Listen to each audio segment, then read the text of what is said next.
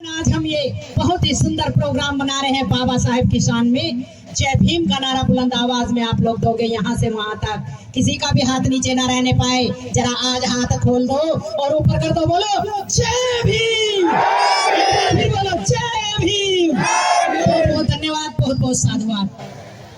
आज का टॉपिक कि इस जम्बू द्वीप को जम्बू द्वीप कैसे बनाएं, इस भारत को बुद्ध में कैसे बनाएं, मैं इसी टॉपिक पर बात करूंगी। चाहे किसी से भी जोड़कर करो, चाहे बाबा साहेब हो, चाहे महामना ज्योतिबा फूले हो, चाहे माता सावित्रीबाई फूले हो, और चाहे पेरियार रामास्वामी नायकर हो, उन सभी ने इस जम्बू द्वीप को जम्बू द्वीप बनाने के लिए, इस अखंड भारत को अखंड भारत बनाने के लिए, इस भारत को मनुवादी व्यवस्था से हटाकर इस भारत को बुद्धमय भारत बनाने के लिए काम किया। वही काम आज हम सबको भी करना है। यहाँ से हमें ये सीख लेकर जानी है कि जो काम उन्होंने किया, उन्हीं के रास्ते पर चलकर आज हमें भी ये काम करना है।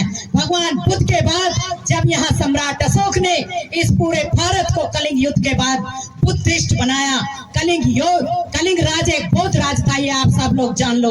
वहाँ की अखंडता और वहाँ की समानता, वहाँ के प्यार को देखकर सम्राट अशोक का हृदय बदल गया और उन्होंने वहाँ से देखा कि ये कलिंग राज जो एक बुद्धिस्ट राज है, मैं उस पर दो बार आक्रमण कर चुका हूँ, लेकिन मैं इसे जीत नहीं पा रहा हूँ। आखिर इसका कारण क्या है? और जब वो उस मैदान से गुजर रहे थे तो वहां से एक भिक्षु गुजर रहे थे, तो उन्होंने उस भिक्षु को अंदर बुलाया और कहा, एक सवाल पूछा कि जिस सम्राट अशोक से पूरे भारत के लोग डरते हैं, हे भिक्षु, क्या आप लोग नहीं डरते? क्या मुझे आपको मुझसे भय नहीं लगता कि मैं भी आपको मार सकता हूं?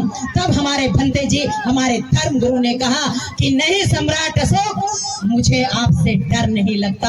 अरे डर लगता होगा जिसे लगता होगा, लेकिन मौत तो एक दिन सभी को आनी है, और अगर आप मुझे मार देंगे तो भी मैं मर जाऊंगा, मैं भी इस दुनिया से चला जाऊंगा। लेकिन सम्राट अशोक, आप में और मुझ में एक बहुत बड़ा अंतर होगा। मेरे जाने के बाद लोग आपको एक हत्यारा राजा कहेंगे, हत्यारा शासक कहेंगे, और मुझे लोग बुद्ध का अनुयायी कहेंगे। समता, स्वतंत्रता, न्याय, धम्म, मैत्री, त्रिशरण, पंचशील को धारण करने वाला कहेंगे। वहीं से सम्राट अशोक ने वो तलवार छोड़ी और बुद्ध की शरण में आ गए। उन्होंने ये 84,000 उपदेश जो 3 सालों में लगभग तैयार करके दिए, वो दीपदान उत्सव के नाम से मनाया जाता है।